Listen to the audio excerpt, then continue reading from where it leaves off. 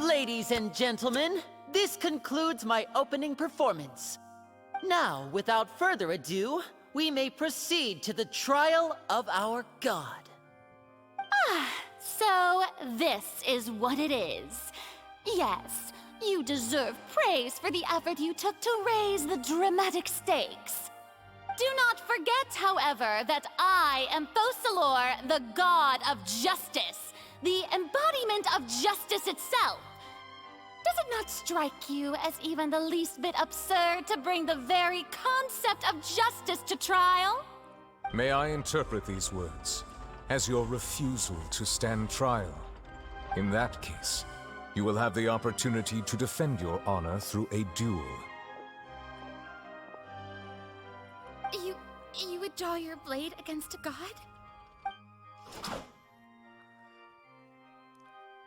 I see. It seems like you have made up your mind.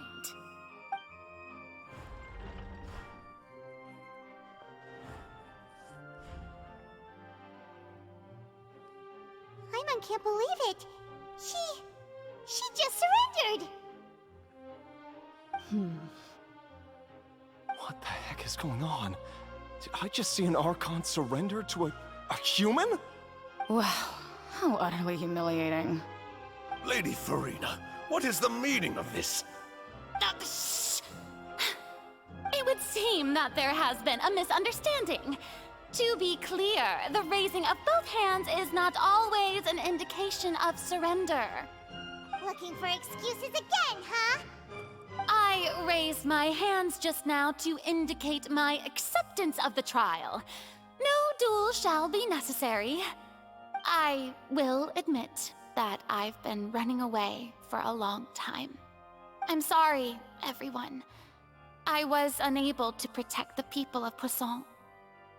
It is my duty to stand trial for my crimes.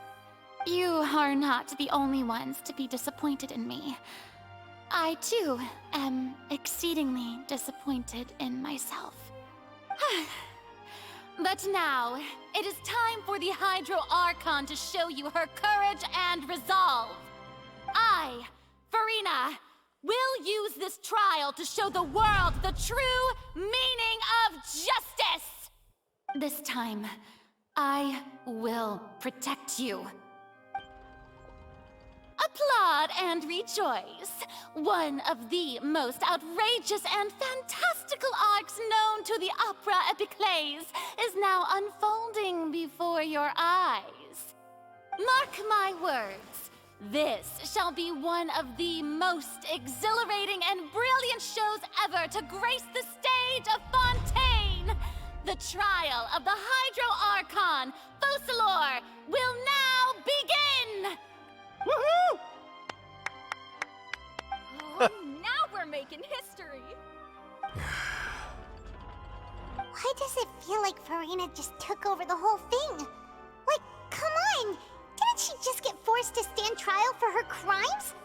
Also, even though she's still acting super dramatic, she is taking this seriously this time, right? All right, then.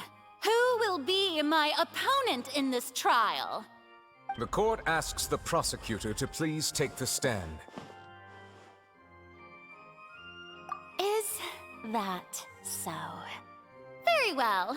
Then please speak, witness of Teyvat, my accuser and fated opponent.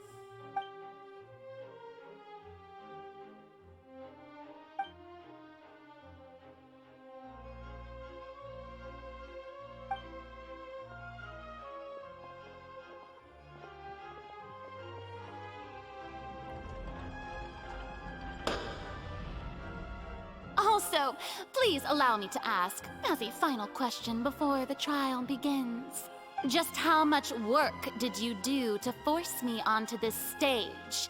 Well, we did do a lot of prep after the meeting that day. I can go over the tasks assigned to the Spina di Rosula, since they were rather straightforward and easy. Navia, the president of the Spina di Rosula. Most of the people who participated in the disturbance this morning were my subordinates. They changed into plain clothes and came to the Opera House as regular audience members, waiting for the perfect opportunity to incite insurrection against you. The people's resentment against their Archon has been building as more and more of the prophecy is fulfilled. A spark was all we needed to turn smoldering anger into a flame. Moreover, according to our understanding and analysis of you, when something like that occurred, you would likely flee the scene and head to Poisson by yourself. So, we arranged for a second group to lie in wait there. So, you mean... the ones who scoured the settlement for me were also from the Spina? And their goal was to force you to step into the giant magic box so you may personally participate in the greatest magic performance in all of Fontainian history. That's right. That house was a magic box, rather than someone's residence.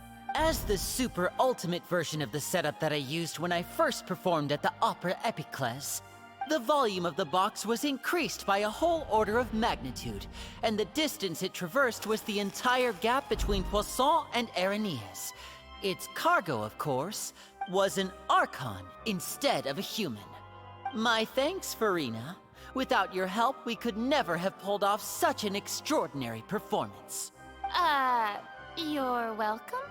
Of course, this performance was only made possible with Father's support.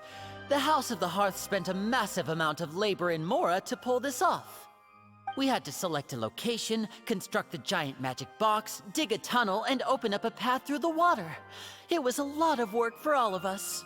So, in other words, the earthquake that we felt within the giant magic box was just a normal tremor from the transportation of the whole house? That's right. It wasn't a sign of another disaster to come. Then, I can guess Nervilette and Cloran's parts.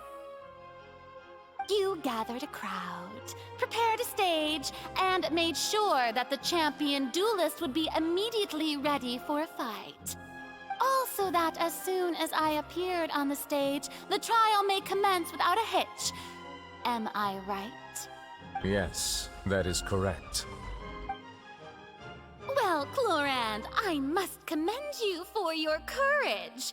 Only the most outstanding champion duelist in all of Fontaine would accept a duel with an Archon without flinching. Thank you. As for you, Traveler, I suppose your role was to keep me distracted with conversation once you found me in Poisson. You'd make sure that I didn't notice anything amiss before revealing yourself as my prosecutor once we'd arrived onto the stage. Oh?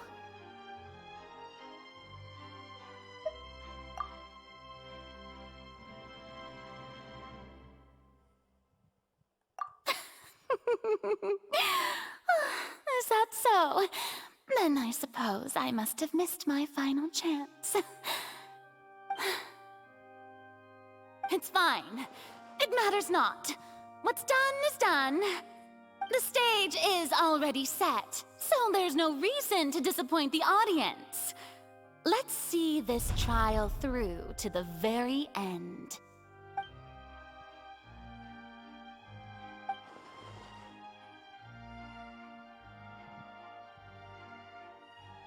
Sir Prosecutor, please allow me to pass this along.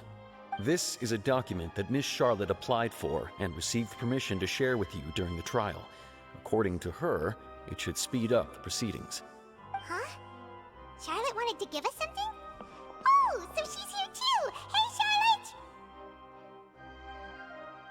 Oh, let Paimon see. Isn't this the exclusive interview that she did with us before? So she's already finished it, huh? Wait, then that means this document is a perfect timeline of everything that's happened ever since we stepped foot in Fontaine!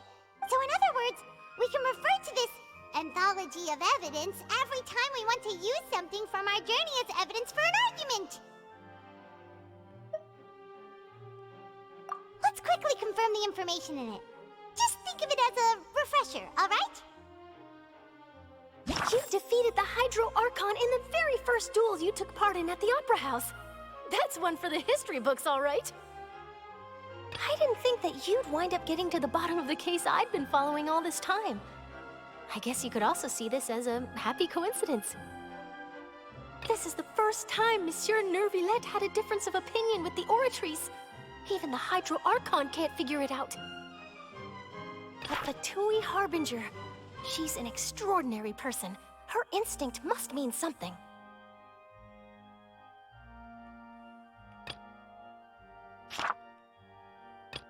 The fortress of Meripede was almost destroyed in a single day. That I didn't witness that scene personally will always be a source of professional regret, I think. According to Monsieur Nervillette, both Child and that whale should have been in the Primordial Sea at that time. I nearly lost my awesome friend Navia. To be honest, that still gives me shivers. The words of someone as extraordinary as a witch can probably only be truly understood when something surreal happens to you.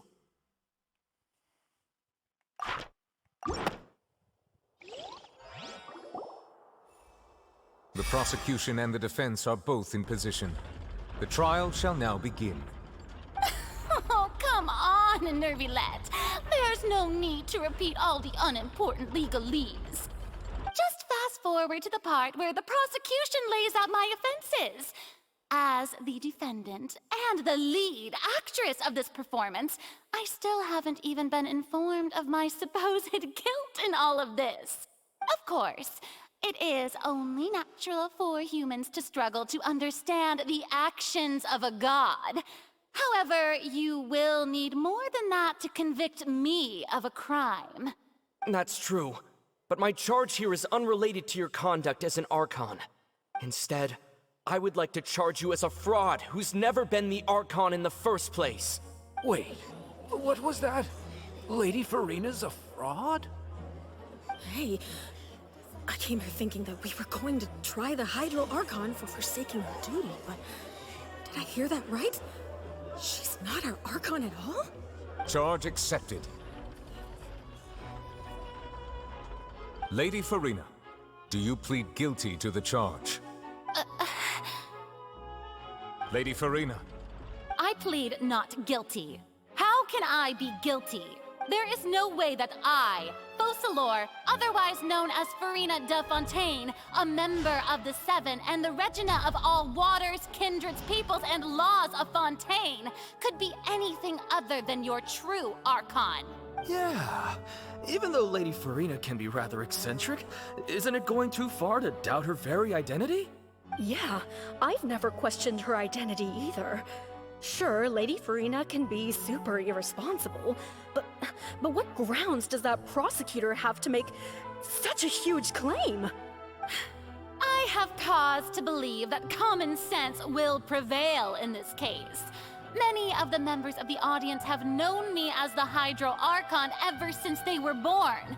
There would be no fooling their memory. See? Even the Oratrice has decided to show me its favor. Are you sure you want to commit to a charge that will never be upheld? If you wish to drop the case, I can promise you as the God of Justice that you will not have to face trial for making a false accusation. We will treat everything that's happened as a dramatic spectacle and move on with our lives. What do you say to that? Huh. An argument with near impossible odds, huh? We have to not only refute Furina's claims, but also overturn the long-held beliefs of the people.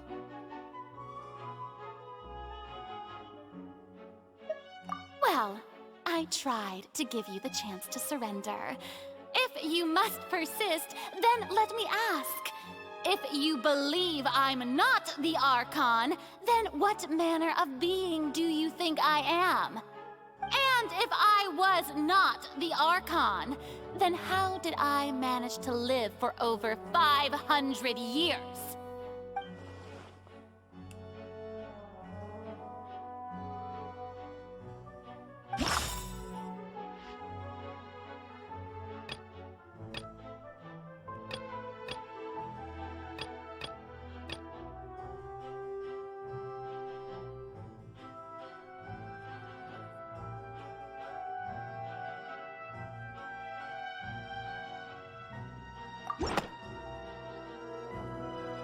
First of all, you may be a member of another long-lived race. which would allow you to naturally possess an extended lifespan.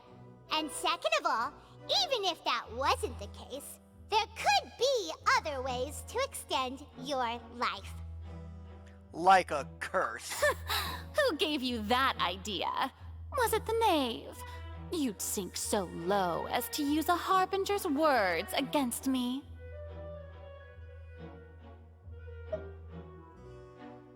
A curse? I once thought it possible that the aura of an Archon might naturally resemble a type of curse.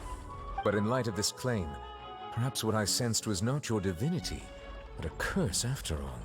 You sensed it too, huh, Neverlet? Lady Furina is actually a human? Well, it is true that it's extremely difficult to tell humans and gods apart just by looking at them. It's not impossible.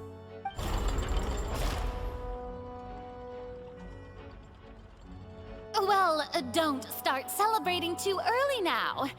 Even if I have been carrying a curse like you said, how does that prove that I am merely a human being? Besides, everyone knows that the main difference between a human and a god is the possession of authority. Gods can do what humans cannot. That's why they're worshipped as gods.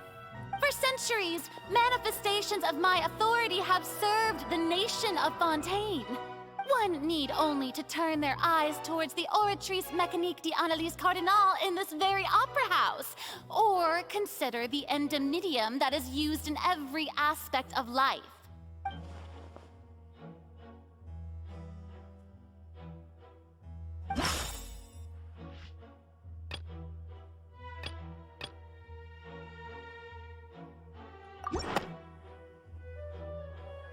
You tried to reference the Oratrice, but weren't you as confused as all the rest of us when the Oratrice declared Child to be guilty without any proof? Otherwise, you should have come up with a good explanation for that by now. Didn't I make myself clear at the time? The decisions of the gods are naturally difficult for humans to comprehend. There is no need to provide an explanation. Lady Furina, I believe a reminder of your current circumstances is in order. While the court is in session, the principles of justice and the law must come before all else. While you are an Archon, you are also first and foremost the defendant in this trial. You will prove yourself unable to defend against the prosecution's charges if you continue to withhold vital information against the rules of the court. I never thought you'd use that kind of rhetoric against me. That was no trick of rhetoric, Lady Furina. I've merely reiterated the rules of the court. Rules that all should respect and follow. So, you neither knew why Child was declared guilty, nor did you understand the structure and operations of the Oratrice. Instead of having been created by you, the manifestations of authority you mentioned have been made by the real Hydro Archon, haven't they? The real Hydro Archon? Well, now you're really losing me. It is true that I did not know why the Oratrice gave out a guilty verdict that day. But the Oratrice handed out that verdict unilaterally, and it has been operating independently ever since it was first created. You can't argue that just because a divine creation is flawed, that the god behind it must also be no god at all. She's still throwing out all kinds of excuses. Seems like she's confident that we won't be able to produce proof that she has no power over the Oratrice.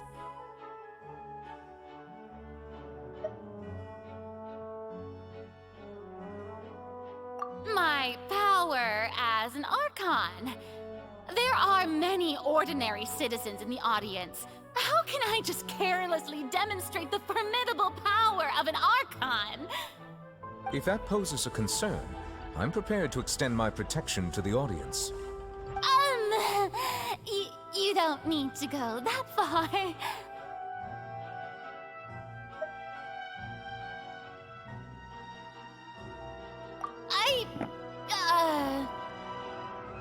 Aren't you the Hydro Archon? Or is it that you can't even wield the power of Hydro, much less the authority of a god? Indemnitium! Yes! It's all because of Indemnitium!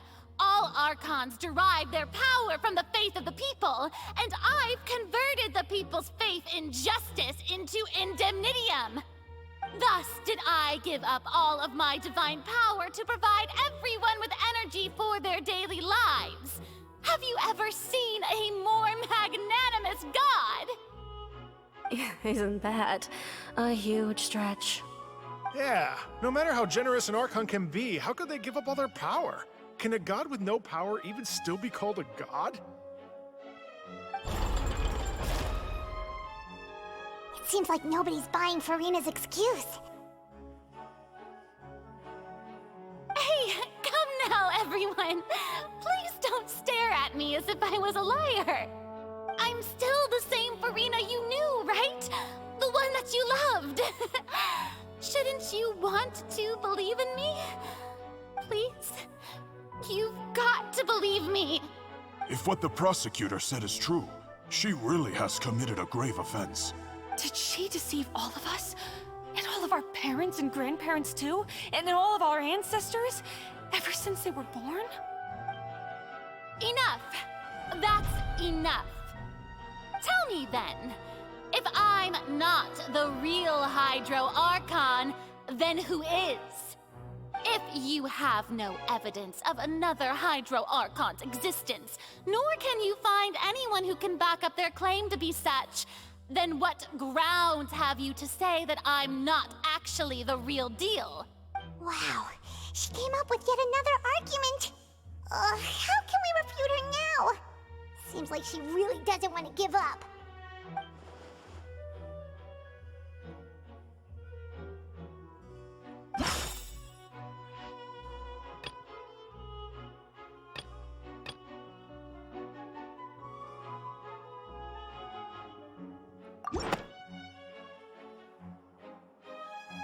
It has been established that all Fontainians can dissolve in water from the primordial sea. And that means... Since you insist on claiming to be a god and not a human, then there's a method that you can use right here and now to eliminate all suspicions of you being the latter. Miss Navia, please apply to serve as a temporary attorney for the prosecution before addressing the court.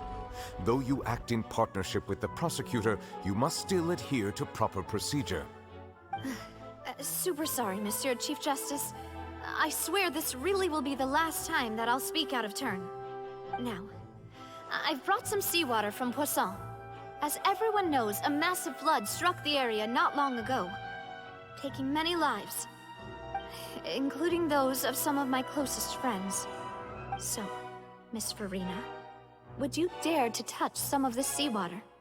If we are to believe that you are indeed the real Hydro Archon, touching this seawater would have no effect on you. All it should do is strengthen your case. But if you don't dare to touch it, then we would have basically proved the reverse. Oh, and I must remind you that after the disaster at Poisson, nobody wants to see any more people dissolve.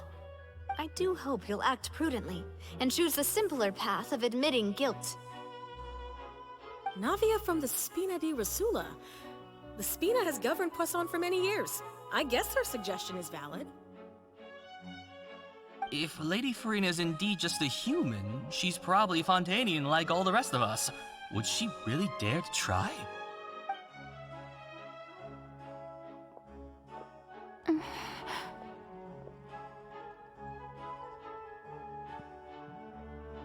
Lady Furina, this test has been unilaterally proposed by the prosecution. As it falls outside the realm of standard court proceedings, you possess the right to decline participation. Well, of course he had to tell her that. But refusing to participate is basically the same as a confession of guilt. She's just staring at the water without saying a single word. It really does seem like she's quite terrified of it. That could only mean... What's going on? Is she really planning to... That's not what we thought she would... Due to the inherent risk of the test, Lady Furina, you may...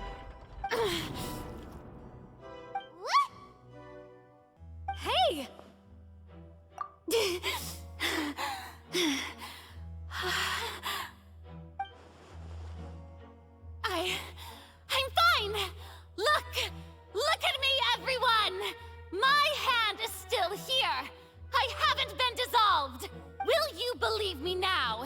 I really am your Archon. I'm nothing like a normal human who would fall apart as soon as they touch this water. Really, was this not the most obvious thing in the world? Miss Siegewien? If you're present, Miss Siegewien, please come forward and attend to the defendant. Siegewien? Don't be nervous. It'll just take a few seconds. Let me see. That should be enough. Please announce the results of your evaluation to the court, Miss Siegewien.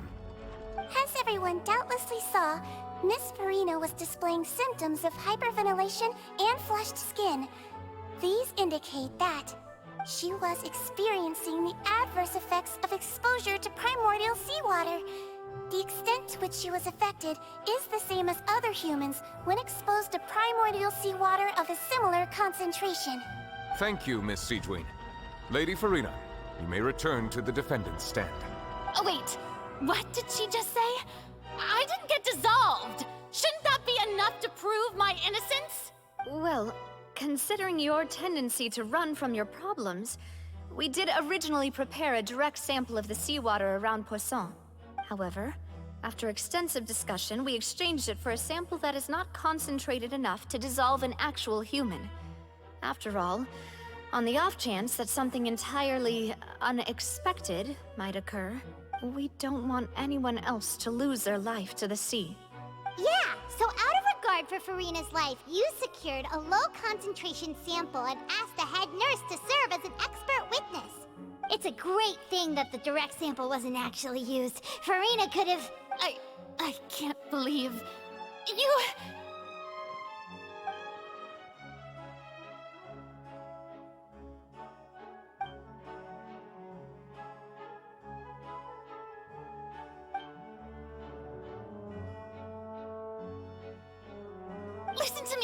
Listen to me, everyone. Please don't give me such cold and disdainful looks. What happened just now didn't prove a single thing. Think about it. How can you conclusively prove that an Archon can't also be affected by the primordial seawater? Also, if I was really just a human, why would I dare to just put my hand in that kind of water?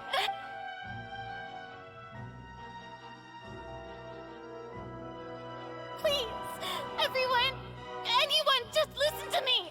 I swear, I really am your Archon.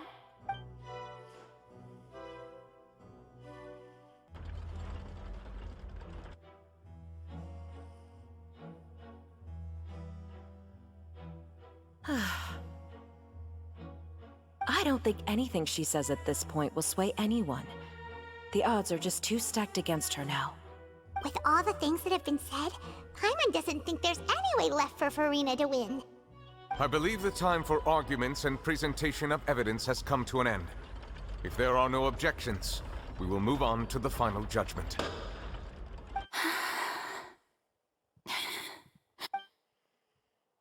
I don't think anything she says at this point will sway anyone. She's too stacked against her now.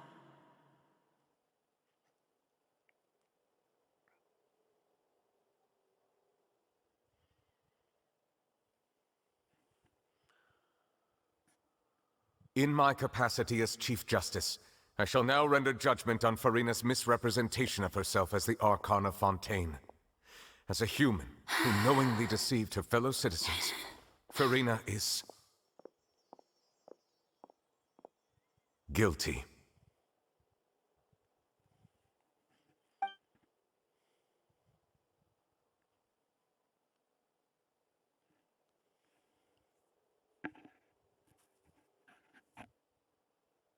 We shall now turn to the Oratrice Mécanique d'Analyse Cardinale to render the final verdict on the charges.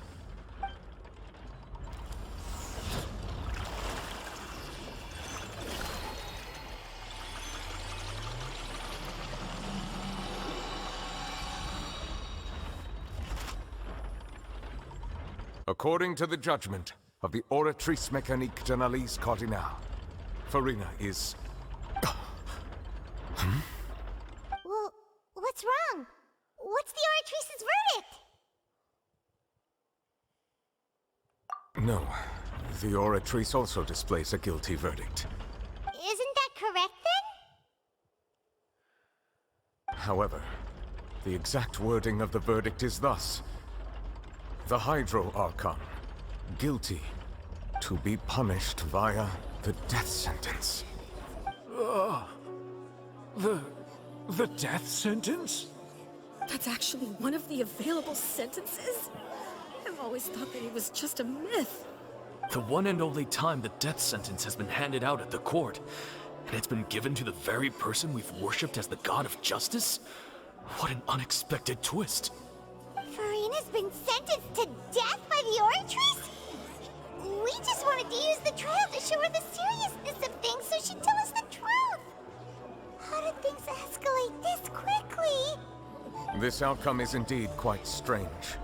According to Fontaine's current definitions of justice, as well as its recommendations for criminal sentences, is this sentence really appropriate for the crimes that have been committed? Yeah! Even Vache wasn't sentenced to death by the Oratrice. You know, the real evil mastermind behind the serial disappearances case. Indeed.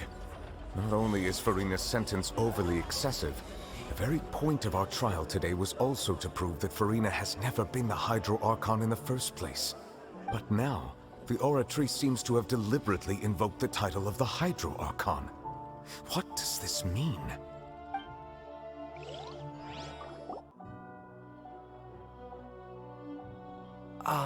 Excuse me, if I may interrupt. Is the trial still going?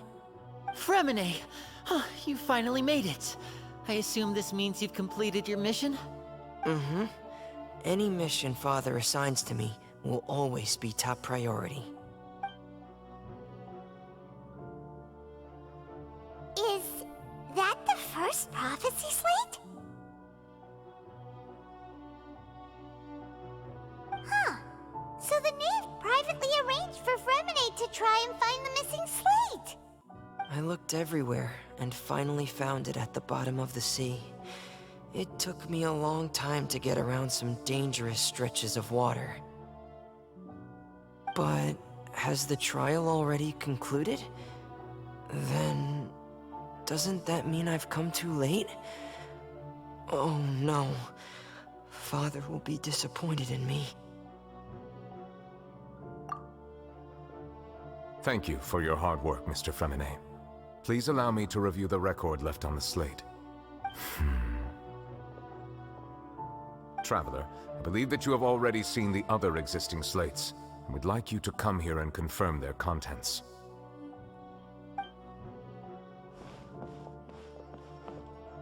Huh? So what do you see? What is it?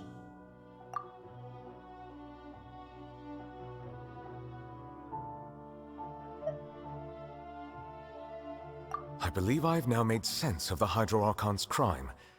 It has to do with Fontaine's lost history. Huh? Isn't the Hydro Archon just guilty of deceiving her people?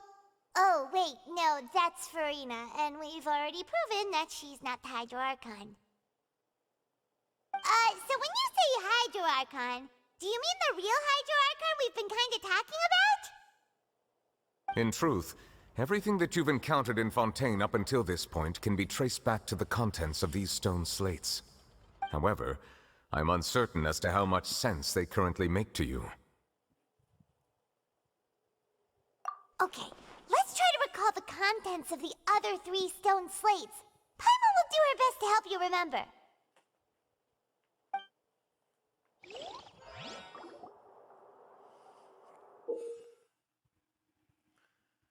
Okay.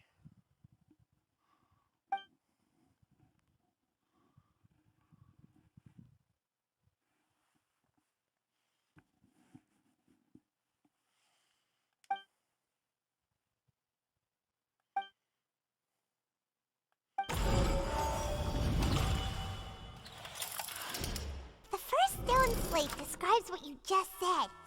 It seems to show the previous Hydro Archon using her divine power, and then the Oceanids turn into humans.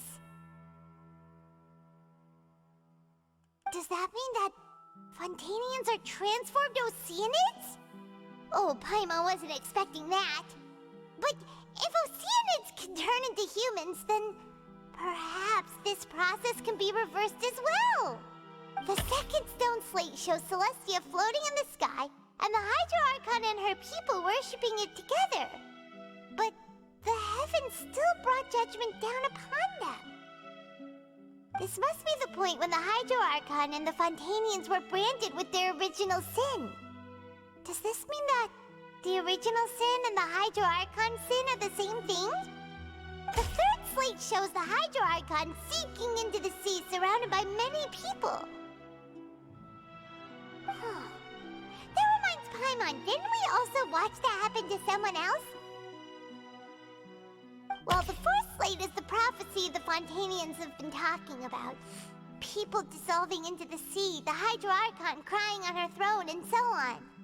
We didn't believe that such a crazy disaster could happen at first, did we? But after that incident, it was just a question of when and not if.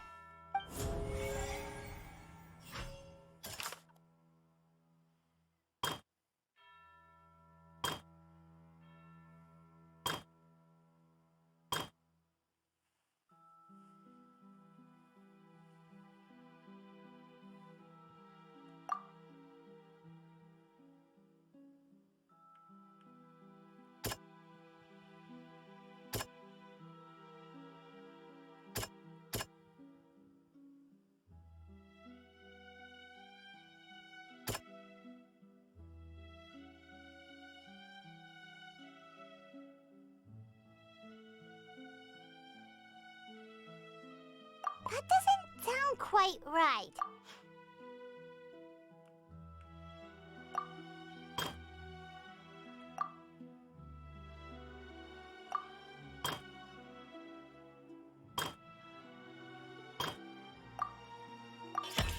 We know from the case of the serial disappearances of young women that Fontainians can be dissolved in primordial seawater, and the first stone slate tells us that long ago, the Hydro Archon used her power to turn Oceanids into humans. This...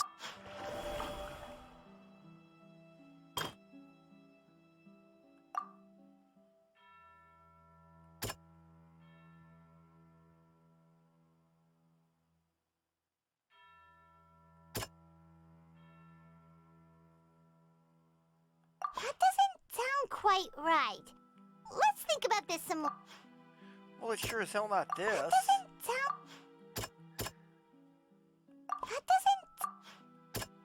That doesn't sound... Perhaps what is about to take place has all happened before. The true sin of the Hydro Archon that Nervalette mentioned, and the original sin cast down on the people of Fontaine by Celestia, as recorded on the stone slates.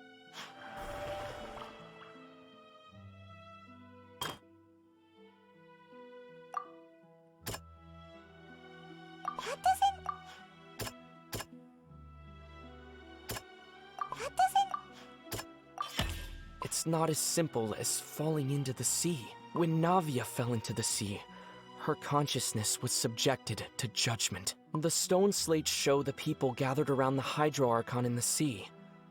Could that be alluding to the same thing?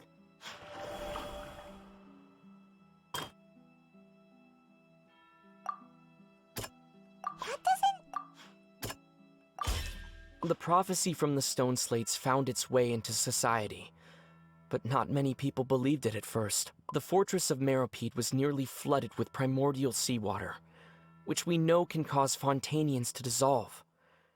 It seems increasingly likely that the prophecy may come true. If we hadn't dealt with it in time, things could have gone very badly. They'll dissolve into the primordial sea but won't cease to exist. Their essence will flow in the seawater, converge, and take the form of an Oceanid. The Hydro Archon was sentenced to death in court, shocking everyone present. Perhaps this means that her sin was actually Fontaine's original sin. Navia fell into the water inside those ruins, and she nearly dissolved. She was surrounded by the people of Poisson in a court within her consciousness, and was forced to take part in a trial meant to make her stay. The eruption of the primordial sea at the fortress of Meripede was the surest sign that the prophecy was about to come to pass no matter what. The prophecy's contents can all be verified by recent events. If we combine what we know together, loads of truths should come to light.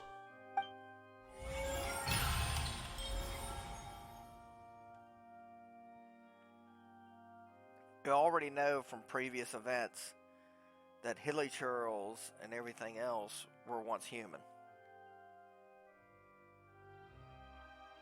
So we know that monsters and humans go hand in hand and can go back and forth due to some kind of divine or demonic intervention.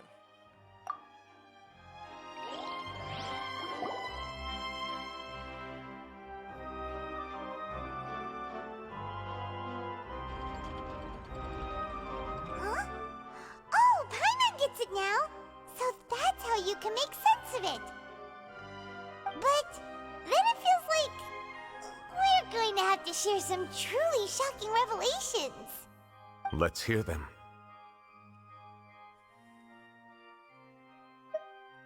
Incredible. Linny, did you hear that?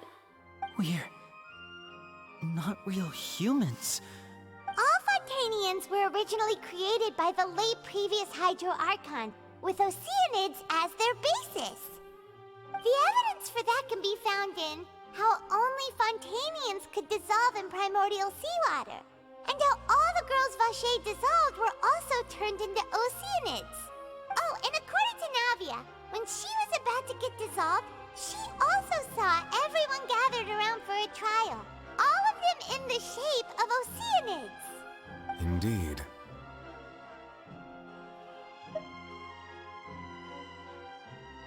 Yeah, and it follows from the content of the first slate that she probably angered Celestia by creating humans without prior permission. That could also explain why the Oratrice judged the Hydro Archon to be guilty. It's to account for that ancient sin. The Hydro Archon's true sin was creating us? And yet, after many hundreds of years, the Hydro Archon's creations have turned around to try to judge the Archon within the Opera Epiclese. The twists of history are often the most unexpected of all.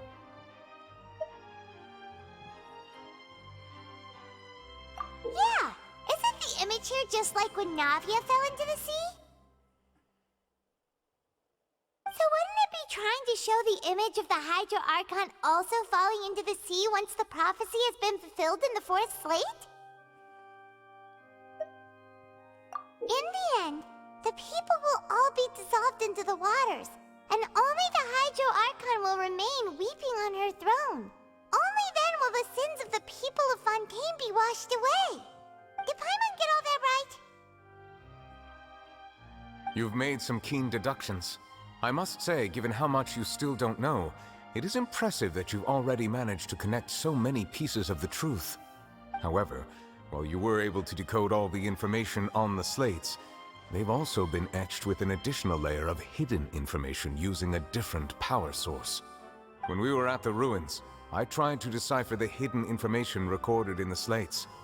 But since we only had 3 slates at the time, I was unable to come to a full conclusion. Now that the slate collection is complete, I shall make another attempt to decipher the narrative recorded within. If everything goes well, we should finally be informed of the unadulterated truth.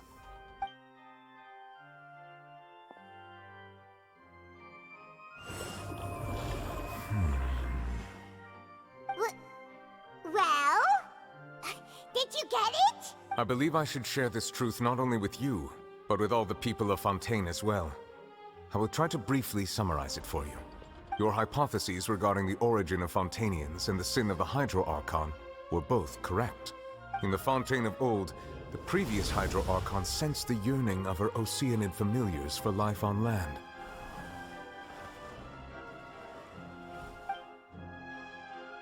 The Oceanids were enamored with the beauty and romanticism of human beings, and wishing to have those experiences for themselves, expressed to the Hydro Archon their desire to become of a similar kind. However, even though water as an element is intricately linked with the power of life, the Hydro Archon, as one of the seven, did not possess the authority to create a new form of human life. Not one to give in, she eventually found a way to create permanent humanoid bodies for her familiars by appropriating the power of this planet's primordial sea. She poured primordial seawater into the Oceanids' blood vessels, creating humanoid mimics in the process. But if Fontainians were to ever come into direct contact with water from the primordial sea, the power within their bodies would escape these artificial restraints and return to the sea. As a result, their forms would collapse, and they would be reverted to their original forms as Oceanids. Of course, the Hydro Archon never received permission from the heavenly principles to create a new human race. And thus, the Hydro Archon and all of her creations came to shoulder the original sin of appropriating the power of the primordial sea.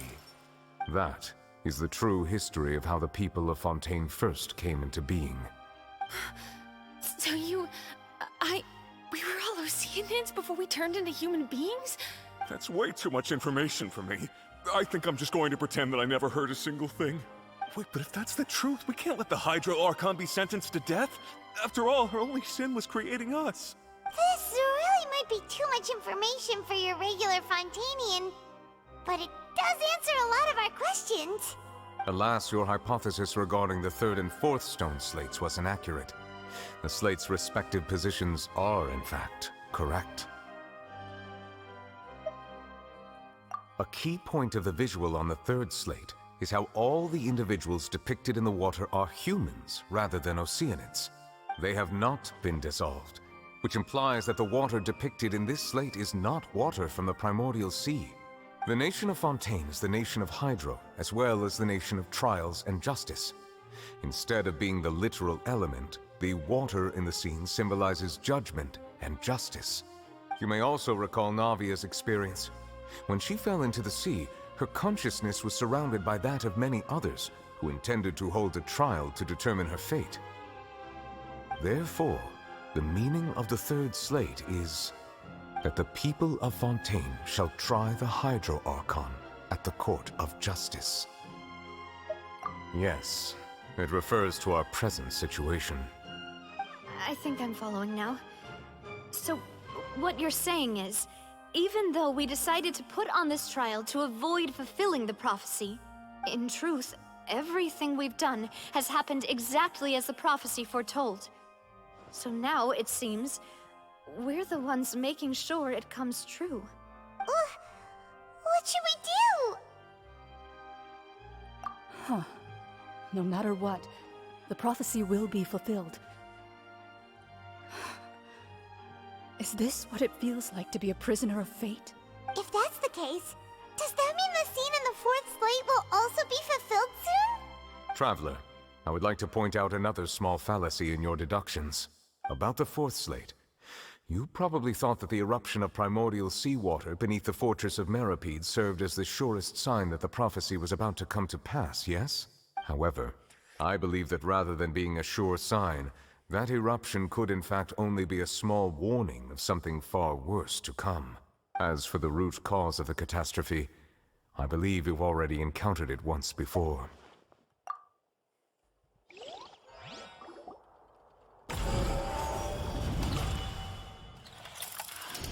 This eruption was just a small warning of the things to come. We must find the root cause of the disaster.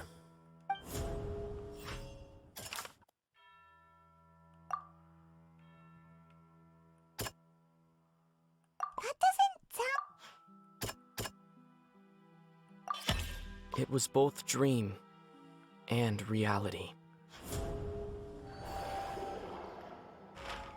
If we're talking about a true culprit, that could only be that thing inside the primordial sea, right? The truth, the original sin, the trial, and the root cause of the disaster. —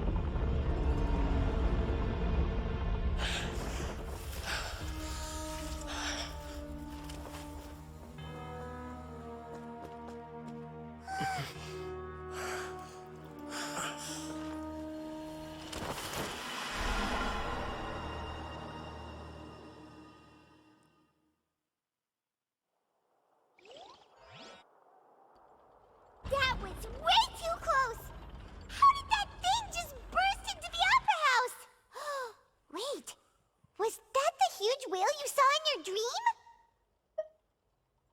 So we've met it at last. I understand very well why it has chosen to make an appearance here. That whale does not belong to Teyvat. It is a monster that has traversed the stars, weeping all the while. It has been greedily consuming the energy from the planet's primordial sea, using it to grow. That is the main cause for the rising sea levels. And once it has finished consuming all of the energy contained within the sea, its next step will be... You said that when the Hydro Archon first created Fontainians out of Oceanids, she filled their blood vessels with primordial seawater.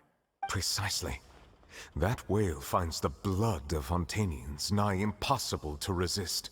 Therefore, when it left the primordial sea, it decided to make its next stop a packed opera house full of food. Food in the form of Fontainians. We just barely managed to push it back, right? In that case, won't it come back to target the people again once it's managed to recover its strength? That is correct. Indeed, it is more accurate to say that we should thank that Harbinger for buying us some time. Without him, the whale would have likely come onto land far sooner. From the way he looked, he must have been fighting the creature for quite a long time. That battle maniac. We've always known that he had a special connection with that whale, but we definitely didn't expect it to help us out like this. Anyway, now that we know that this whale is the actual cause of the disaster recorded in the prophecy, all we need to do to stop the prophecy would be to find a way to beat it up, right? It is too late. It had already absorbed too much of the primordial sea's energy before we could notice it. At this point, it has become practically integrated with the sea itself. Even if the entirety of Teyvat were to be destroyed, it could still survive and swim off towards some other world. That's not something I will accept.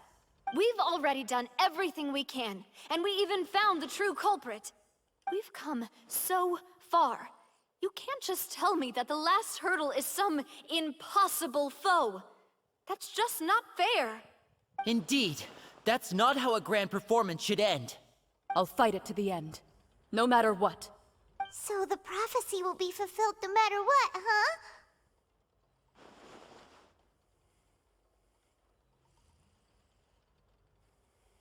The prophecy. Yes, what has been prophesied will be fulfilled. You may view such things as the history of the future.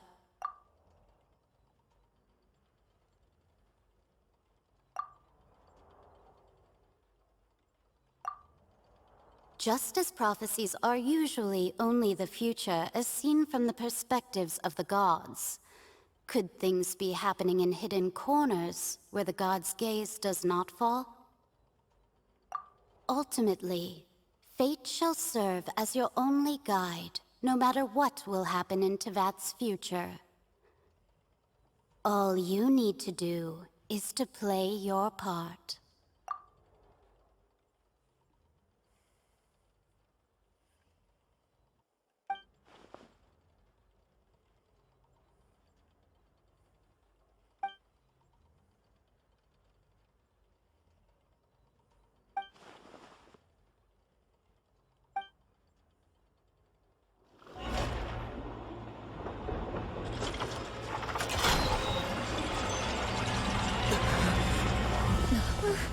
What's happening with the oratories? I believe it is preparing to carry out the death sentence.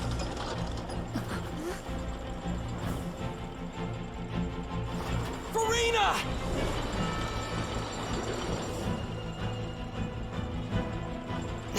No, I still need answers.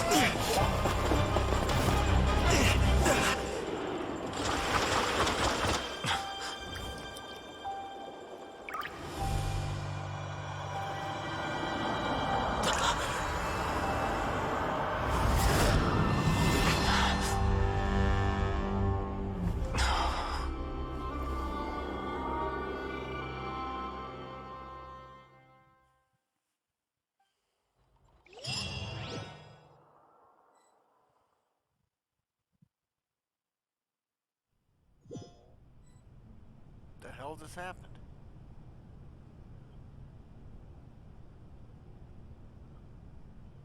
Whoa.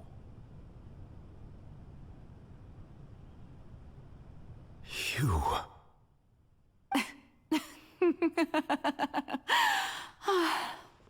Sorry.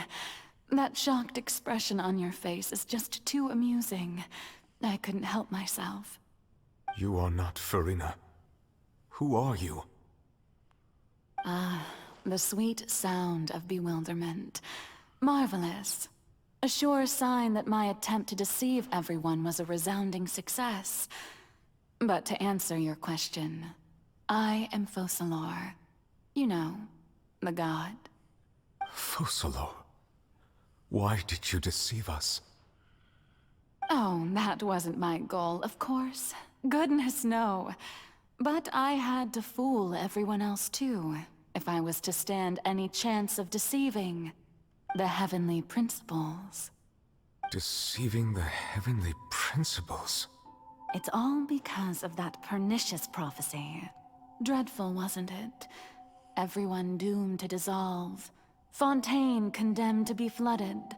One was not amused. In fact, one was positively bemused when that problem was thrust upon me by my dearest predecessor.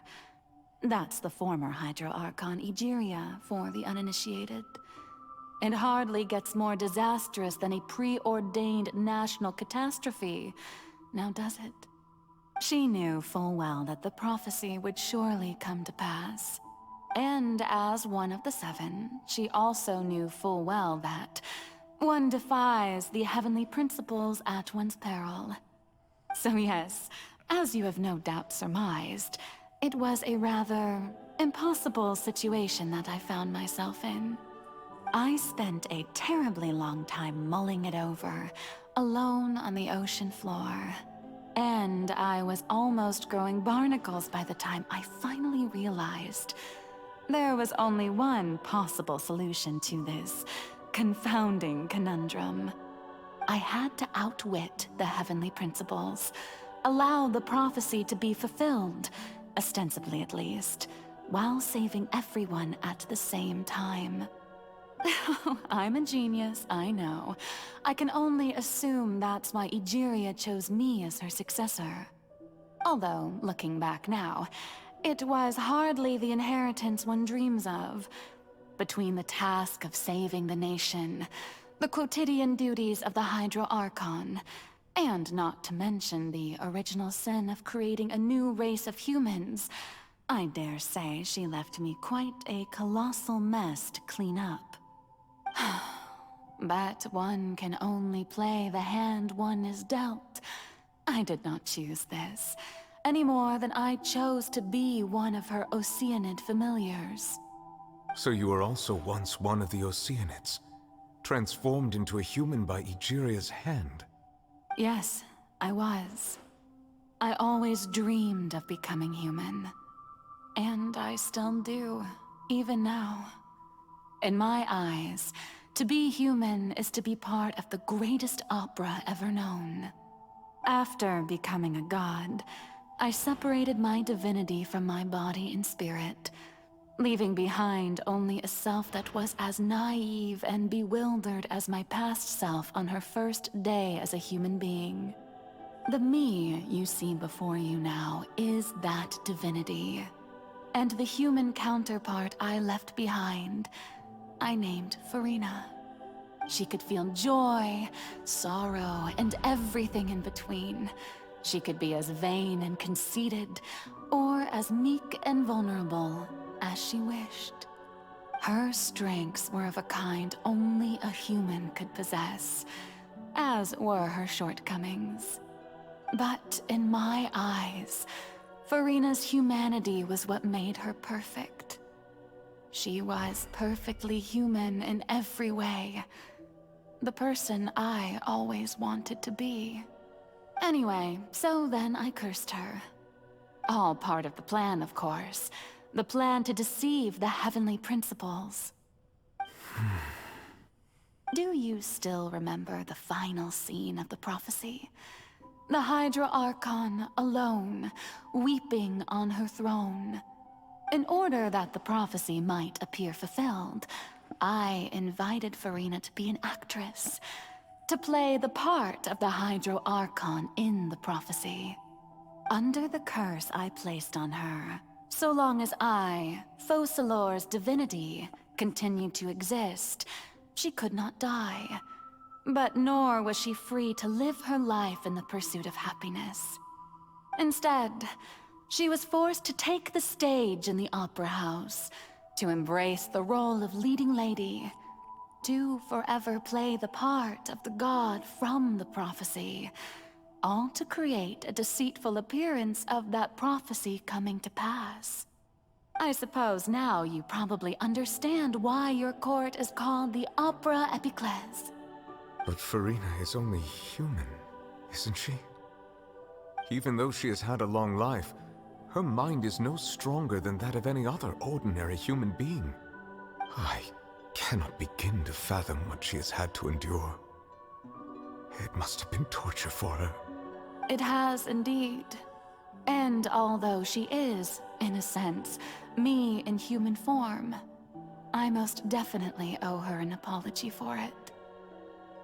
It's been 500 years, and all along, she's been playing her part in the most unimaginably long, unbearably lonely, and agonizingly painful opera of all time.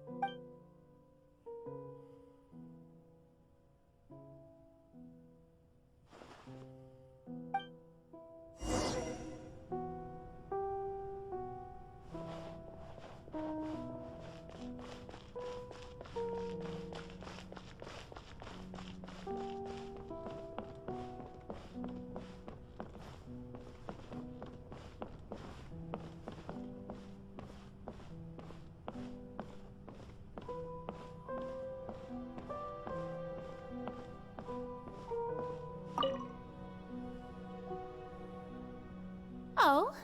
Who permitted you to come onto this stage? Now, I understand your admiration for my august self, but I must ask you to keep to the rules.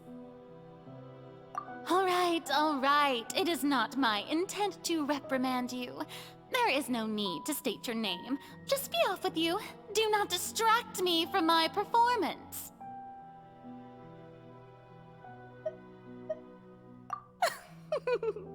Oh, do not jest.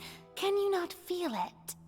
I am Focalor. The eyes of countless Fontainians are upon me. I must, at all times, display the utmost elegance and nobility.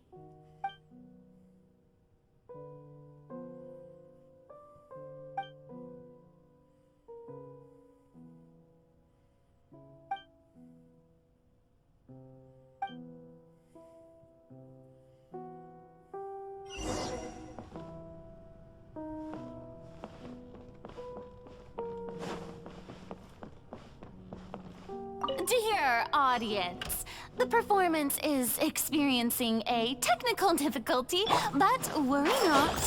The guards shall resolve it soon.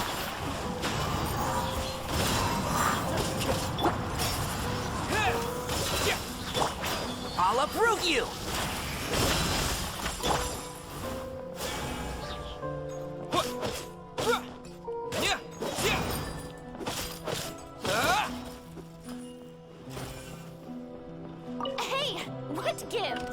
The audience is still watching me, you know.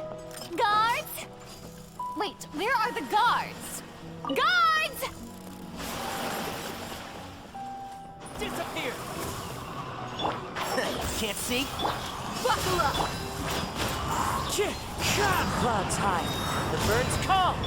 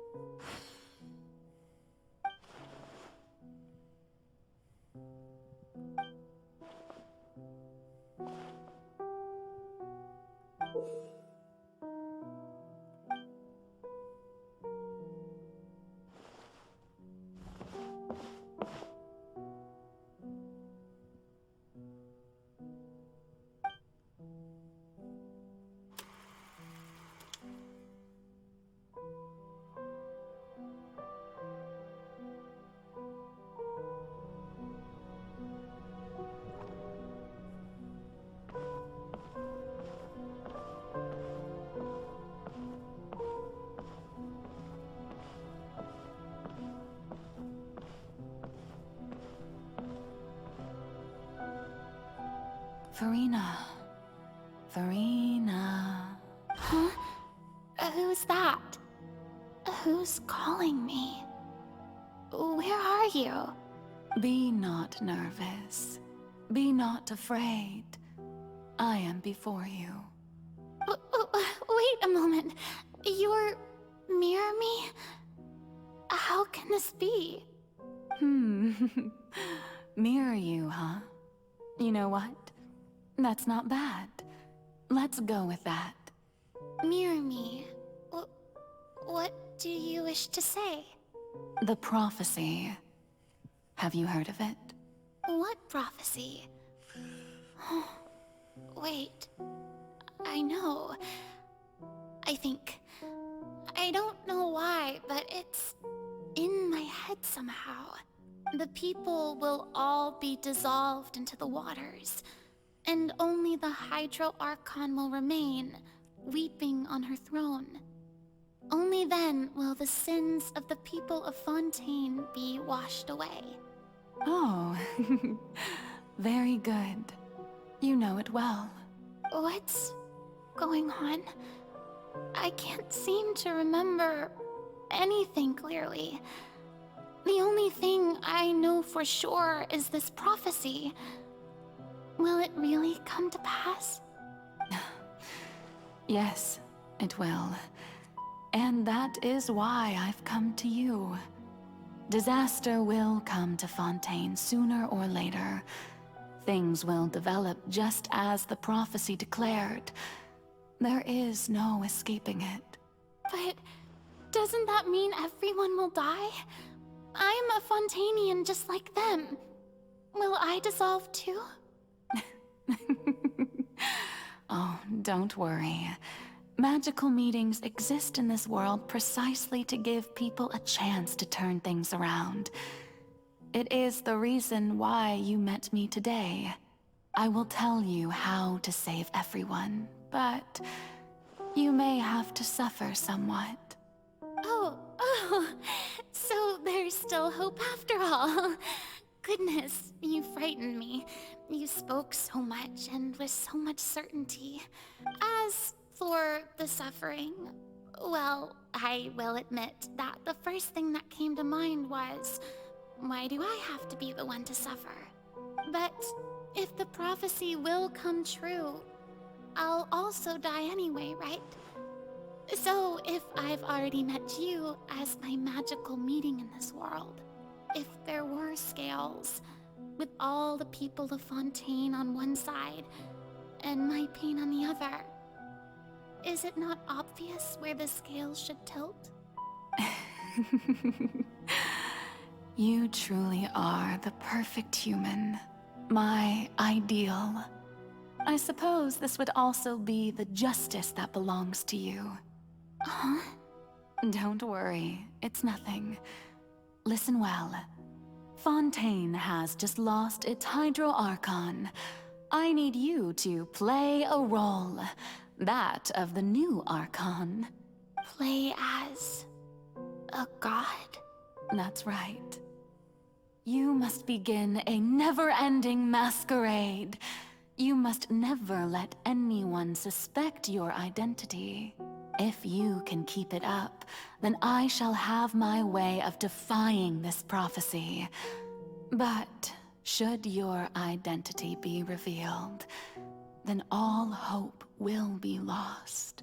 But how will I do this? A human assuming the role of a god without being exposed. Don't worry. What you must do is not to turn yourself into a real god. You simply need to play the role of a god as humans imagine them to be. Being a human yourself, I'm sure you already know what such an entity would be like. Remember, your true challenge will not be pursuing divinity, but contending against humanity. I'm still not sure I understand, but I'll try. I'll try to do this. So, how long am I going to have to play this role? To accomplish this mission, you will have to stay on the stage for many, many years. You will endure and not grow old until your task ends. But I promise you, all will eventually end in a magnificent and dramatic trial, and everyone will be saved. A trial, huh? How exciting. I'll be looking forward to it.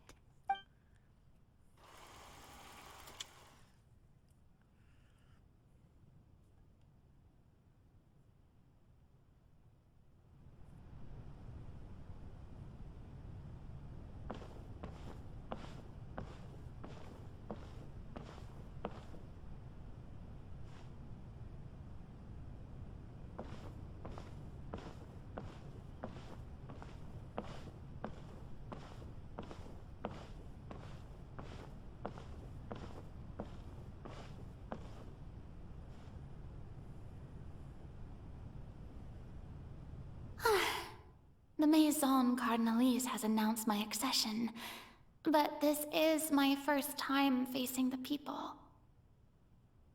What should I say to most appear like a god? To be honest, I still don't know. Perhaps I should first try to act natural. Ladies and gentlemen, good evening, and welcome to the Opera Epiclese. I'm sure you've all heard about how I have taken on the role of Hydro Archon. Indeed, I am Furina de Fontaine, your new Archon. In truth, I know little about becoming a nation's new god, but it will be my honor to guide you all. As the god Focalor, the god of justice, I shall do all within my power to lead you into an age of fairness and justice. Once again, thank you all for coming. If you should have any questions or suggestions, please send them to the Maison Cardinalise. The future of Fontaine will require us to work together, after all. This should do it. I thought I might stammer, but thankfully, I was able to convey my thoughts just fine. Okay, and next. That's the new Hydro Archon. Is this some kind of joke by the Maison? I would have thought that a being that surpasses humanity would be a bit more assertive. Hey, did you hear that? She even told us to send her suggestions there at the end. Shouldn't gods be all-powerful? She's being so modest. What's the difference between her and an ordinary person, then? If you ask me, perhaps the succession didn't actually happen. She might just be a Maison back puppet. Wait, what's going on?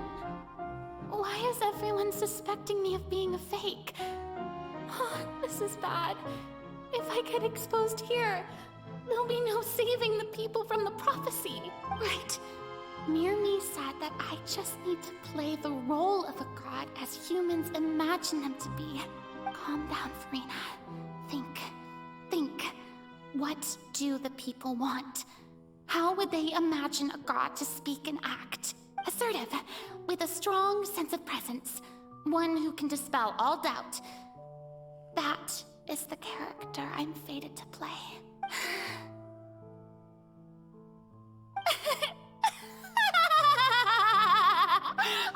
Oh, very good, my people. Only ones such as you are deserving of my rule. Now, I was wondering, if some weak puppet were to one day come onto the stage and claim ownership of this opera house, would the children of Fontaine follow them? Well, it seems that you would all see right through them. Having passed my test, you are qualified to witness wondrous trials alongside my august self, here in this opera house. You may consider my previous act a door gift of sorts. I thought it was a debut that suited the atmosphere. Now then, let us be reintroduced. Ah, so that was just a performance. How could I have forgotten that we were inside an opera house? Personality? It's quite shocking, to be honest, but I suppose it's a better look than before. Such a fascinating and bold deity. How wonderful! Our future may yet be bright after all. It seems I've turned them around. Best follow this flow and restart my accession speech. My dear people, whether you acknowledge me or not, whether you trust me or nay, I say to you, keep faith in your ardor for justice. We have heard it said that this nation's sins can no longer be washed away. Well, I say that justice is most fragrant when it blooms amid sin. The scales of justice should not weigh heavy in the hands of its God. On one side, it must carry fairness and justice. And on the other, praise and applause. May law be the prayer on our lips. May judgment be our worship. Let us light the fires and drink to the future of Fontaine! There is no trouble in this world that justice cannot solve. All that is needed is for you, my people, to believe in it, heart and soul. So long as I, the Archon Focalor, stand within the Opera Epiclese, so long as I stand before the Oratrice, I shall even judge the gods of this world!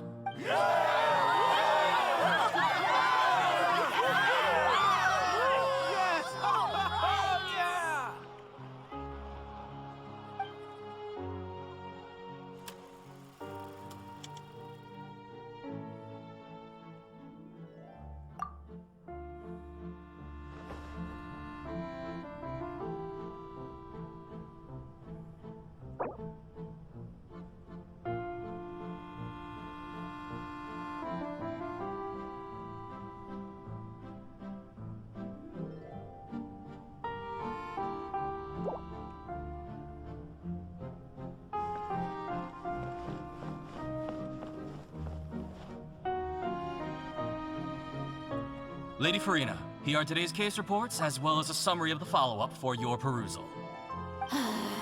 Come now, was I not just at the Opera House in person? Leave these kinds of things to Neuvillette.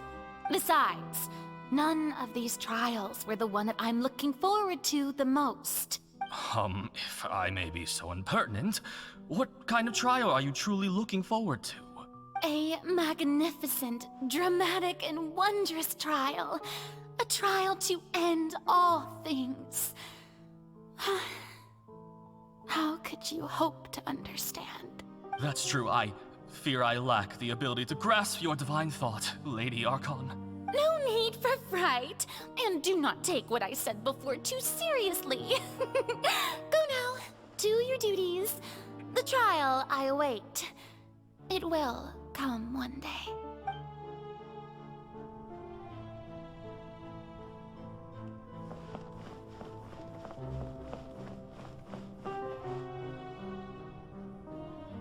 Lady Furina, I don't know what to say.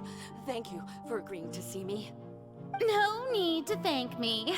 Or rather, thank your own sense of perseverance instead. Long have you stood in line to meet me, have you not? Oh, I'm afraid that's just an inevitable consequence of my divine charm. All right, Deuteria, is it? How is your son's illness? You remembered me, and you knew of my family, too. He is doing much better now. In fact, he is far more of an ardent believer than I.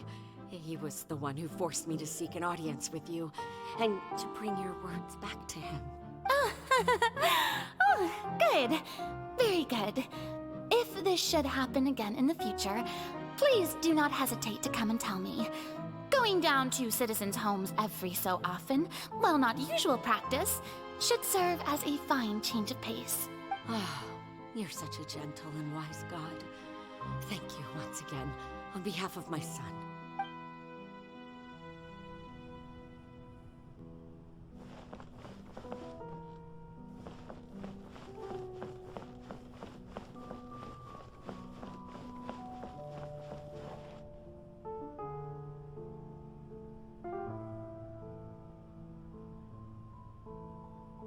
Lady Furina, here are the latest hydrological reports. As for the specific parameters you asked to take note of, I'm afraid things still don't look good. I see. It's as I thought, then. As your god, I did already expect this, but I wanted to see how far your human wisdom would allow you to analyze it. All manner of signs indicate that the prophecy will still come to pass. Forget it. That's not something you need to worry about right now. Well, as I understand it, the Fontaine Research Institute is also trying to find a way to counter the rising water levels. Really? Have they found anything?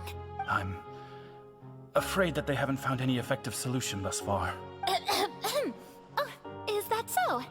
Well, no wonder. This issue has reached the realm of the gods, after all.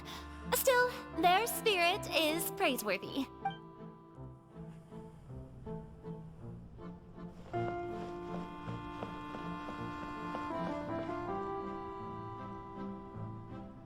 The day is finally over. I haven't had a moment to breathe this whole time, but it's good to see that everything's getting on track. There are no longer any voices of suspicion. Maybe this is fine. I just need to keep going, and everyone will be saved. All right, Furina, don't think too hard about this. You need rest. Tomorrow's a new day.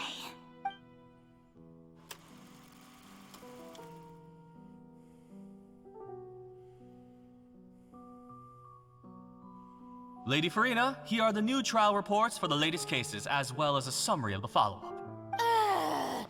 There'll be no need for that. I've seen them already. There's no need to go back over scenes I've witnessed in person before. Lady Furina, I've waited so long for this chance to see you in this manner. Indeed, my dear, loyal citizen. This joyous moment is an honor for us both. Lady Furina, we're detecting significant hydrological anomalies near Poisson. Understood. Keep monitoring. Keep me informed should anything come up at the Institute. I don't think I let anything slip today. I must show the people that there is nothing to worry about. I just don't know when these days will end. I feel utterly exhausted. Best to rest early today, too.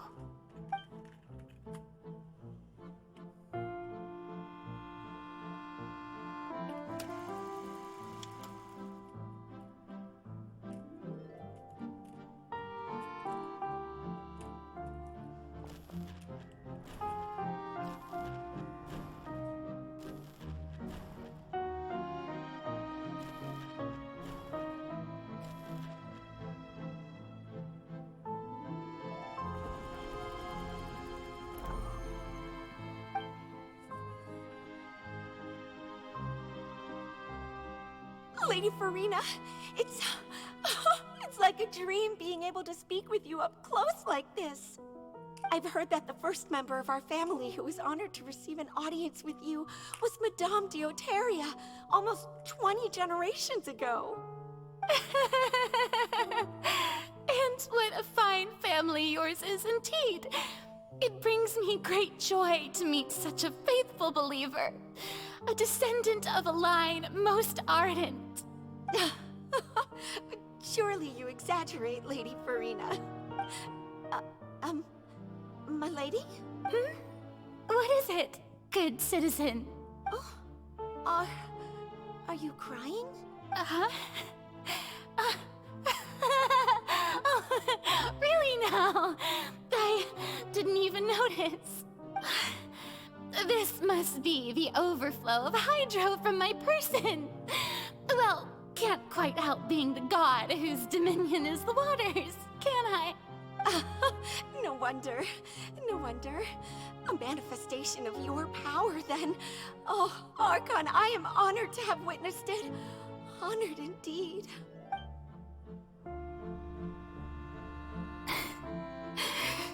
So interminable.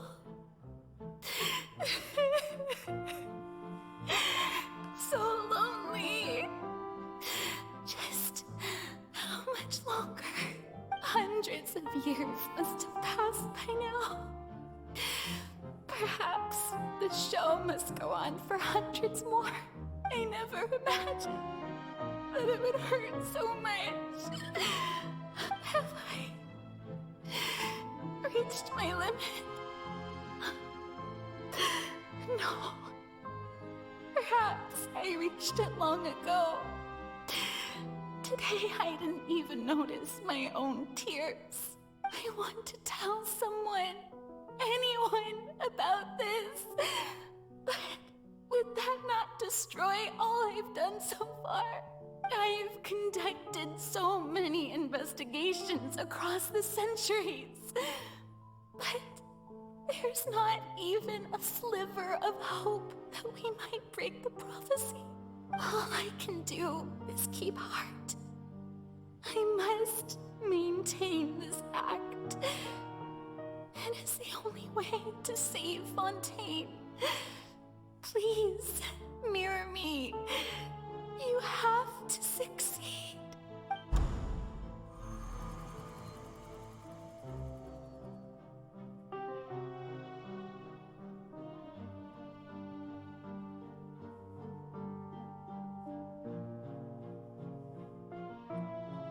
Furina, you don't have to shoulder this burden alone. Although I don't know what you might be keeping from everyone. Your people are more than willing to share your burden with you.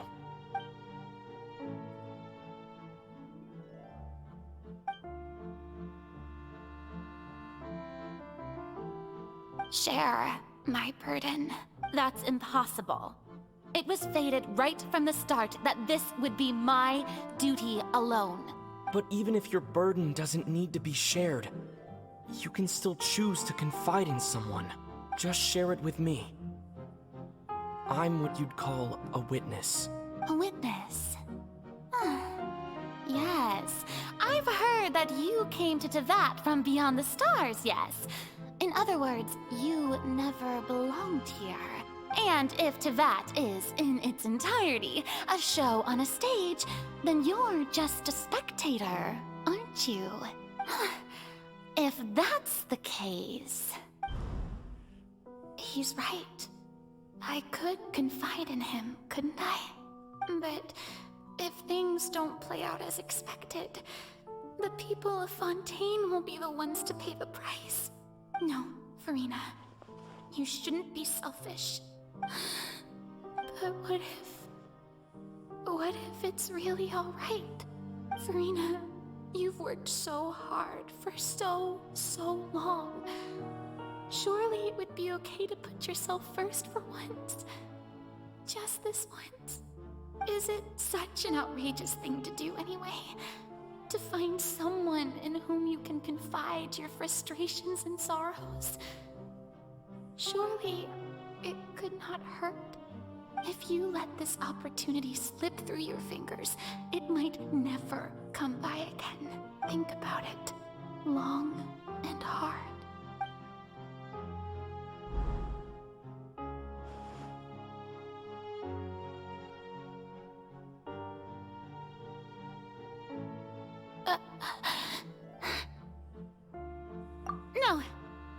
nothing to say. I am Furina, the Archon of Fontaine. Everything will surely get better. All you need to do, dear spectator, is to witness my performance until the curtains fall.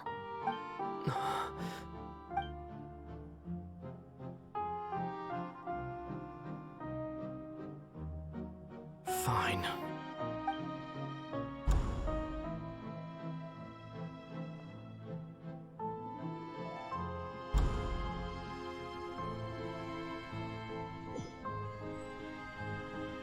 So even Furina doesn't know the truth? You've never once let her in on the full plan? Yes, it had to be done. To deceive the heavenly principles, you must first deceive yourself. She did very well. If she had let her resolve falter even once in these 5 centuries, Fontaine would have been doomed to the most tragic fate. It seems that trusting humanity was the right decision after all. I believe that I understand how your deception works, but that is only half the truth, is it not? How would you build on this foundation to save the people of Fontaine? That is the most important thing. Ah, good, good. Of course, the Iudex of Fontaine has pinpointed the crux of the issue.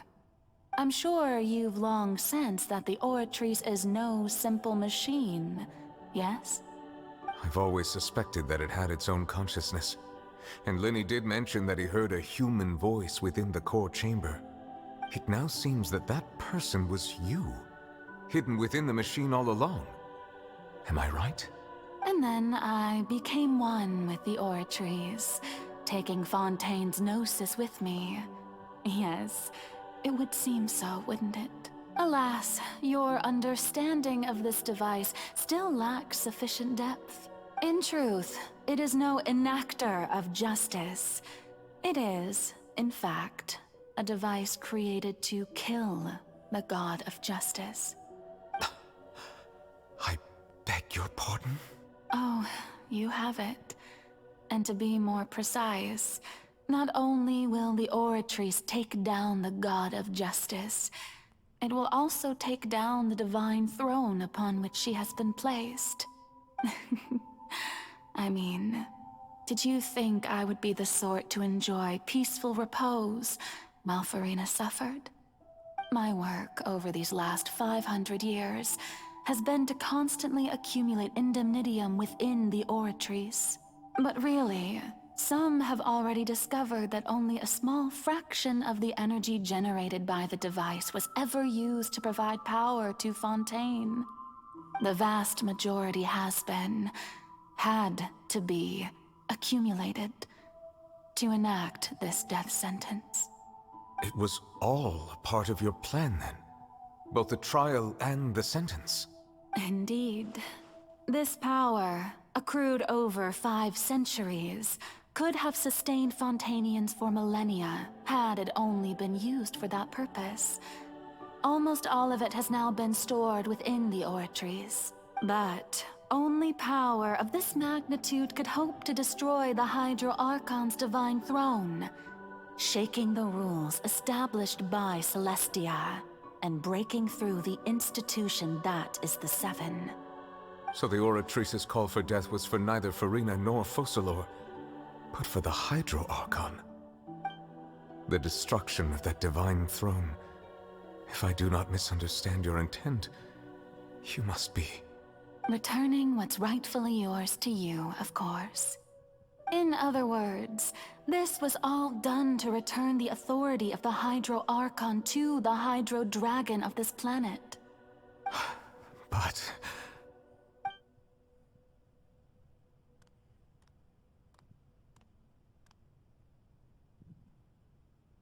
Oh, what? Getting sad again, are we?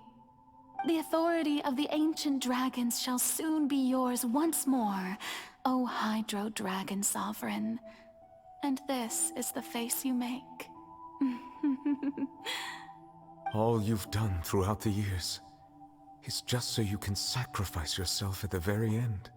I've never quite seen it that way, you know. Even now, I'm quite pleased at how well my deception worked.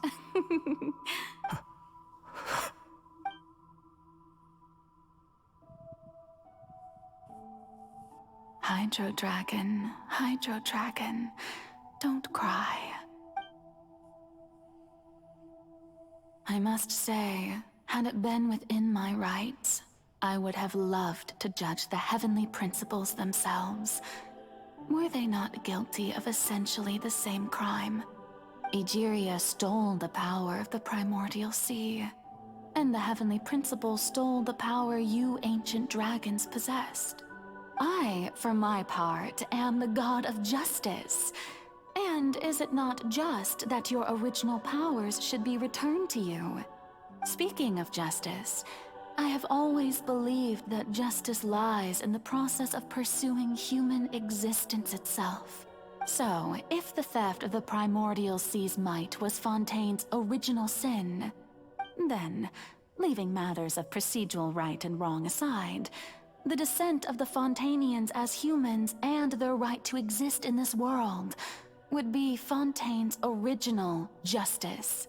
In other words, existence was Egeria's justice, and to me, justice is the continuation of that existence, defying the prophecy and ensuring that Fontaine's people shall live on. That should be the justice enthroned over all others. At this point, we, whether it be myself or all other Fontainians, have shouldered the burden of this sin for far too long.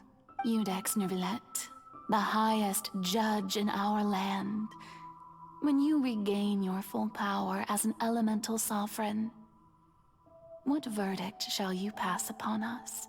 So when I was invited to the court of Fontaine to serve as Iudex, I see now that that was your idea too. At last. I now understand the true purpose behind this position. In the beginning, I was uninterested in human existence. But these 5 centuries of living alongside them have gradually brought about mutual understanding between us. And I have even attempted to feel as they feel. You are a devious one, Fussalor. Things being as they are, surely you know that I could never declare them to be guilty.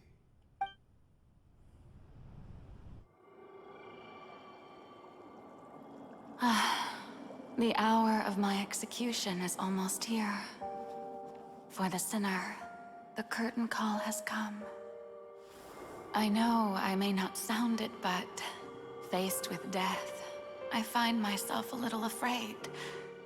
Perhaps this is one thing both gods and humans have in common.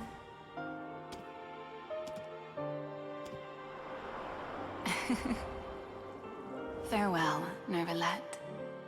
I hope you've enjoyed the part you played these 500 years.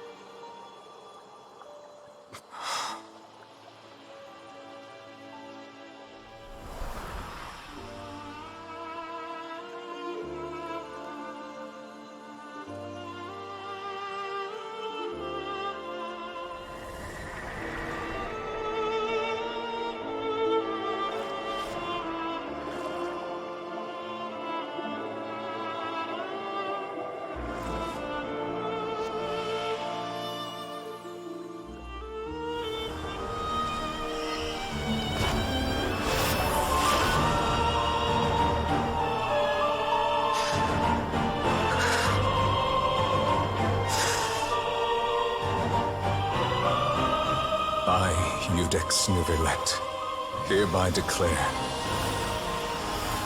people of Fontaine, your sins are forgiven.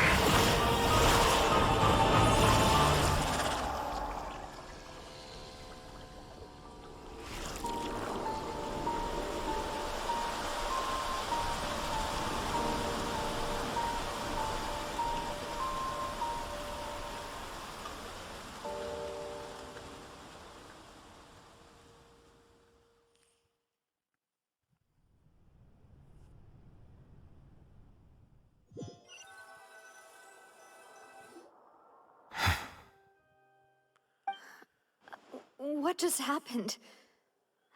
Has the death sentence been carried out? Was that bright light some sort of misdirection? I have a feeling that something huge just happened. But since we're all still alive and haven't been dissolved, I assume whatever happened was good for us. It's time to end this. We must mete out punishment to that beast. Didn't you say just a moment ago that it can't be defeated? I have gained the strength sufficient to deal with it. Through certain means, I now have the ability to separate the power of the Primordial Sea from that creature. We should seize the opportunity to pursue our quarry. Traveler, now that the oratories can no longer function, I require an executor to help me mete out justice. The root of the calamities befalling Fontaine, the beast that enacts the prophecy. Its name is the all-devouring Narwhal. Come with me, traveler. The hour of execution has come.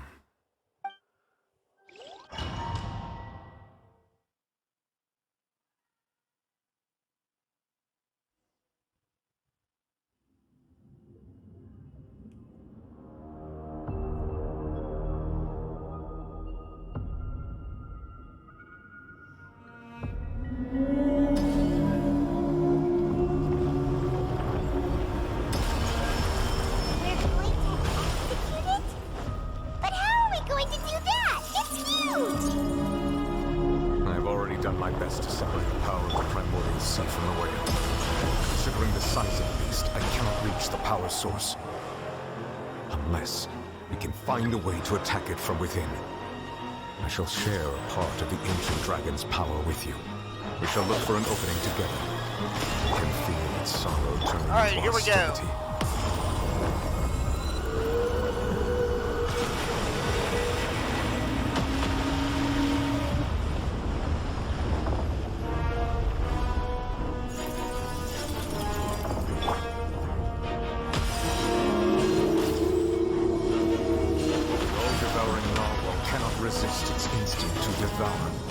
Continue to trigger its hostility. The chance will present itself.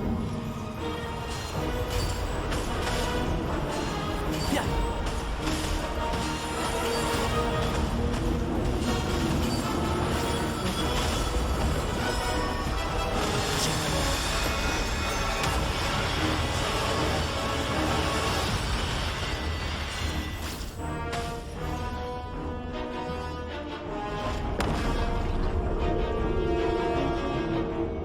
Alright, Sarnari, swap!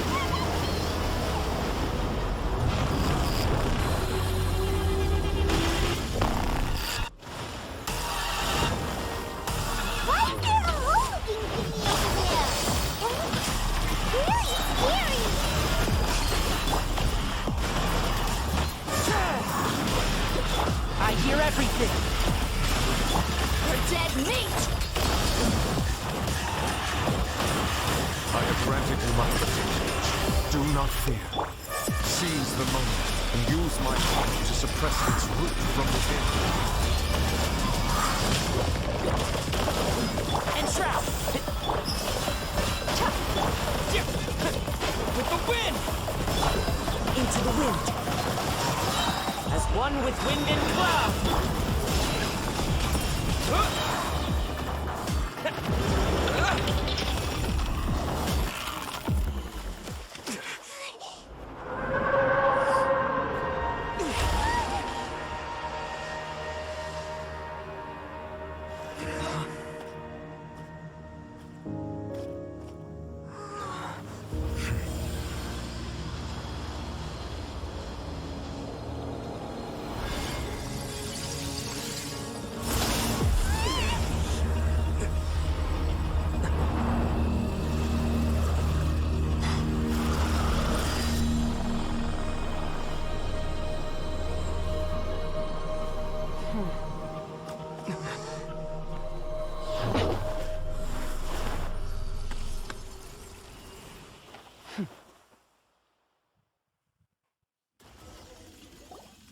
What the Thanks for hell? helping with the cleanup. It should have been my job, but... oh well. It was just supposed to be a short private training session for me. I didn't think that my disciple and my master's pet would start brawling in the meantime. Well, actually, I had a feeling that it would happen at some point, but they bumped into one another earlier than I thought. What a blunder. I suppose I'll have to swing my sword 3 million times as penance. That power. Who are you exactly? Paimon has an idea. From what she said earlier, she must be Child's master. Skirk, right? It's just that he gave us the impression that she was the less talkative person. I simply did not have anything to say to the weak. But you, on the other hand, managed to defeat the all-devouring narwhal without using power from beyond this world. So you may speak to me as equals.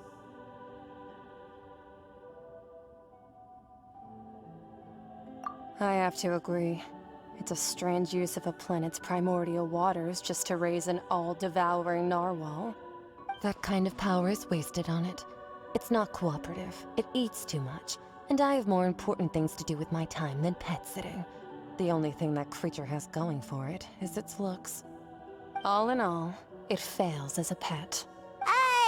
Miss Skirk? I think you might have missed the point.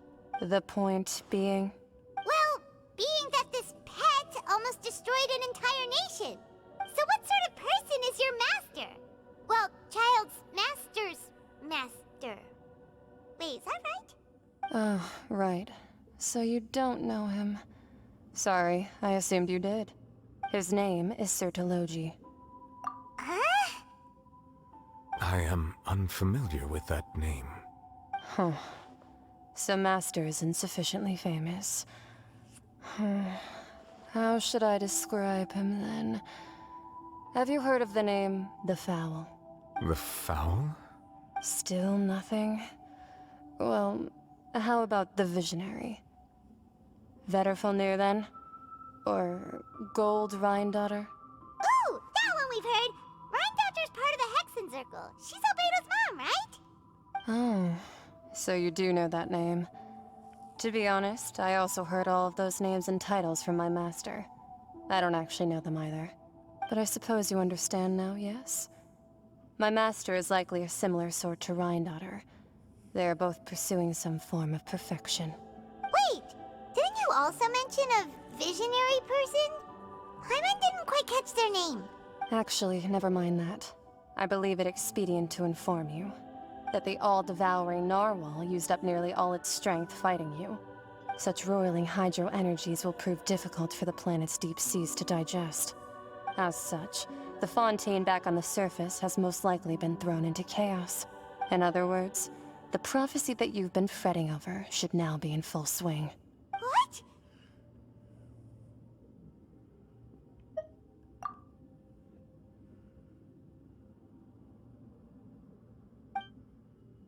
Not to worry. Focalor has already managed to deceive the heavenly principles. In the end, the people will all be dissolved into the waters, and only Furina will remain, weeping on her throne.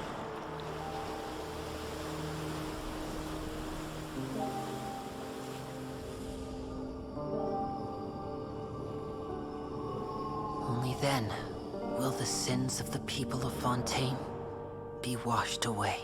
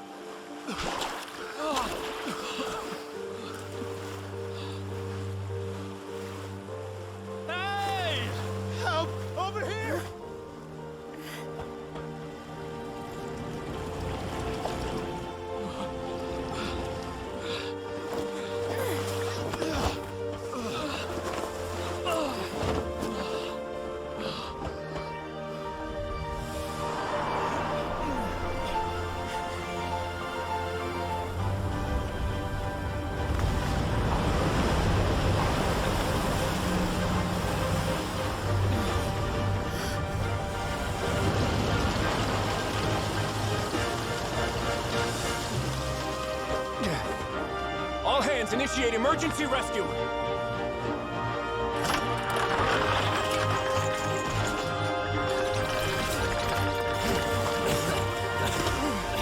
Hurry!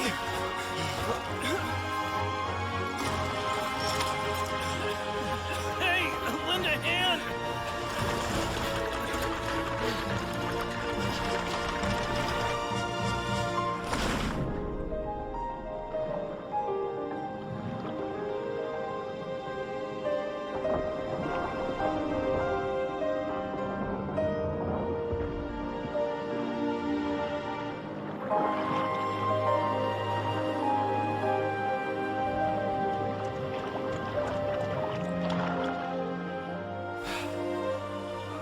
Look!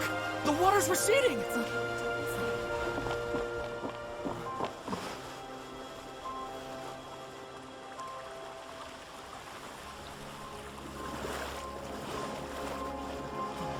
It's a miracle! Water's receding.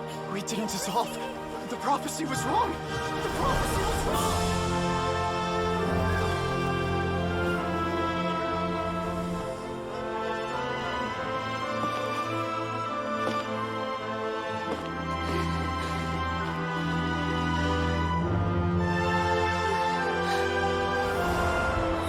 Are you alright?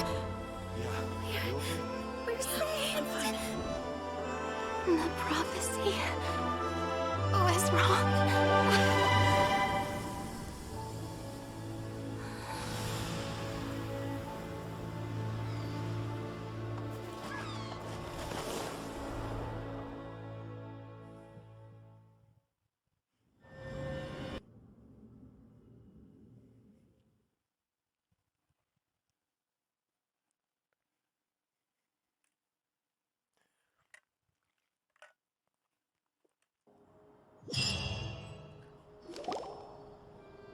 The Solo renewed! The Furina di Rasula talks post-disaster rebuilding. I recently visited Poisson to meet with Miss Navia, spokesperson of the Furina di Rasula, and we spoke about Poisson's present and future. Old soil can still give birth to new bloom, Miss Navia stated. Hope is like seeing a small cookie when you're starving late at night. You just need a little of it. Skyship Winglet, lunar brain of the Fontaine Research Institute. The various disputes that have arisen on account of Mr. Edwin have suddenly become a shield over the Institute, with Jurier turning out to be a once-overlooked hidden gem. People always call the first researcher mad, but few know what to call the second.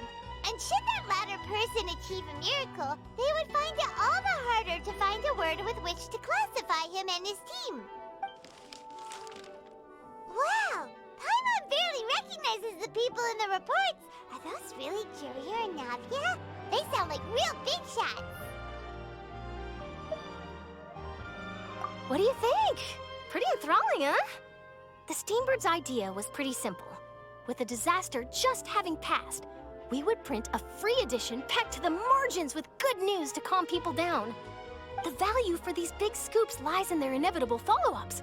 We'll publish further reports and go into the stories behind those people.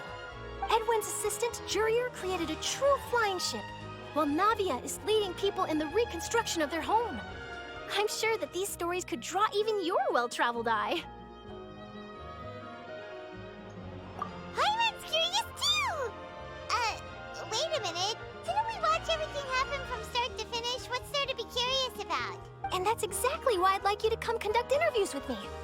You're the best incubators of news, if you haven't noticed. And also, with you around, I'm sure I'll get to see that Duke. Are you sure? Hasn't he turned you down several times already? Oh, this time will be different. Come on, let's head to Poisson first, and then make a trip to the fortress. There are some things you'll only know when you get there.